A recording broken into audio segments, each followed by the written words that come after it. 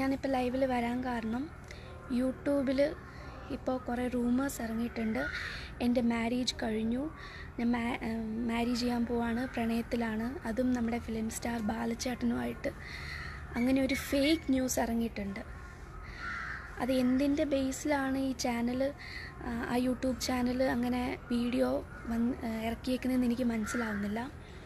നിങ്ങളെല്ലാവരും തന്നെ ഞാൻ ചെയ്ത എപ്പിസോഡ്സ്, അതായത് 1, 1, 3 ആൻഡ് തകർപ്പൻ കോമഡിയിലെ എപ്പിസോഡ്സ് കണ്ടു കാണുമായിരിക്കും.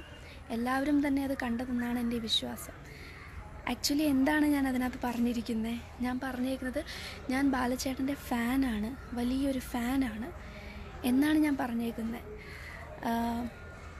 എന്താ പറയുക, ഞാൻ ചെറുപ്പം മുതലേ, എനിക്ക് 9th സ്റ്റാൻഡേർഡിൽ പഠിക്കുമ്പോൾ തന്നെ ഞാൻ അദ്ദേഹത്തിൻ്റെ വലിയൊരു ഫാനായിരുന്നു.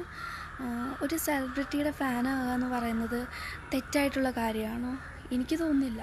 അദ്ദേഹം നല്ലൊരു സെലിബ്രിറ്റി അല്ലേ, അപ്പം ഞാൻ പുള്ളിയുടെ ഫാനാണ്.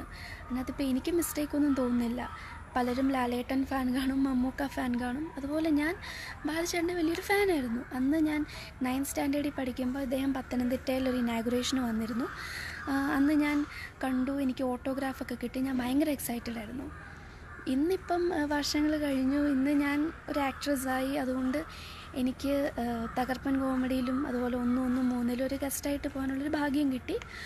അപ്പോൾ ഞാൻ അവിടെ ചെന്നു. അപ്പം അത് ചാറ്റ് ഷോ അല്ലേ, അന്നേരം ഇങ്ങനെ സംസാരിച്ചപ്പോൾ ഞാൻ പറഞ്ഞു ഞാൻ ബാലചേട്ടൻ്റെ വലിയ ഫാനാണ്, എനിക്ക് പണ്ട് ഇതുപോലെ ഓട്ടോഗ്രാഫ് കിട്ടിയിരുന്നു, തകർപ്പൻ കോമഡിയിൽ ചെന്നപ്പോൾ കാണാൻ പറ്റി, ഒരുപാട് സന്തോഷമുണ്ട് എന്നൊക്കെ ഞാൻ പറഞ്ഞിരുന്നു. അതിനുശേഷം തകർപ്പൻ കോമഡിയിലും ചെന്നു. അവിടെ ബാലചേട്ടനെ നേരിട്ട് ഞാൻ കണ്ടു. ശരിക്കും പറഞ്ഞാൽ ഭയങ്കര എക്സൈറ്റഡ് ആയിരുന്നു ഞാൻ. കാരണം നമ്മൾ ആരായാലും ഇപ്പോൾ ഏറ്റവും ഇഷ്ടപ്പെട്ട ഒരു സെലിബ്രിറ്റീനെ നമ്മൾ മുന്നേ കണ്ടു കഴിഞ്ഞാൽ ഞാനെന്നല്ല ആരും ഭയങ്കരമായിട്ട് എക്സൈറ്റഡ് ആയിപ്പോവും. അപ്പോൾ തകർപ്പൻ കോമഡി ചെന്നപ്പോൾ അന്ന് എനിക്ക് പുള്ളിയുടെ പെർഫോം ചെയ്യാൻ ഒരു അവസരം കിട്ടി. അത് ഞാൻ എൻ്റെ ഭാഗ്യമായിട്ട് തന്നെയാണ് കരുതുന്നത്. ഇഷ്ടപ്പെട്ട ഹീറോയുടെ കൂടെ നമുക്കൊരു ഡാൻസ് പെർഫോം ചെയ്യാൻ പറ്റുക എന്ന് പറഞ്ഞു കഴിഞ്ഞാൽ അത് ഭാഗ്യമാണ്, എല്ലാവർക്കും കിട്ടാത്തൊരു ഭാഗ്യമാണ്. അതെനിക്ക് കിട്ടി.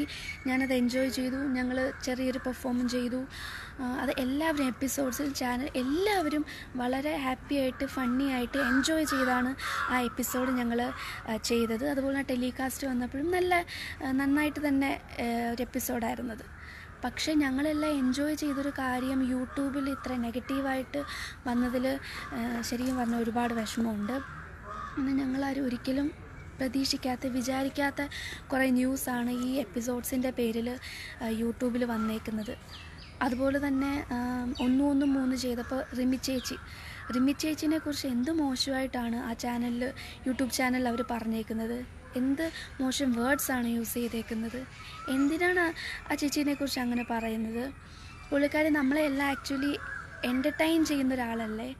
എല്ലാവർക്കും ചെയ്യാൻ ഒരു ആങ്കറിംഗ് എന്ന് പറഞ്ഞാൽ എല്ലാവർക്കും ചെയ്യാൻ പറ്റുന്ന ഒരു കഴിവല്ല. അത് റിമി ചേച്ചി വളരെ ഗംഭീരമായിട്ട് തന്നെ ചെയ്യുന്ന ഒരാളാണ്. പുള്ളിക്കാരിനെയും ഇങ്ങനെ വളരെ നെഗറ്റീവായിട്ടുള്ള വേർഡ്സ് പറഞ്ഞ്, അതും എൻ്റെ പേരിൽ എനിക്ക് ഭയങ്കര വിഷമമുണ്ട് അതിനകത്ത്. സോ ദയവ് ചെയ്ത് ആരും അങ്ങനെ റൂമേഴ്സ് ഉണ്ടാക്കാതിരിക്കുക. ഈ ചാനലുകാർ എൻ്റെ ഈ വീഡിയോ കാണുന്നുണ്ടെങ്കിൽ പ്ലീസ്,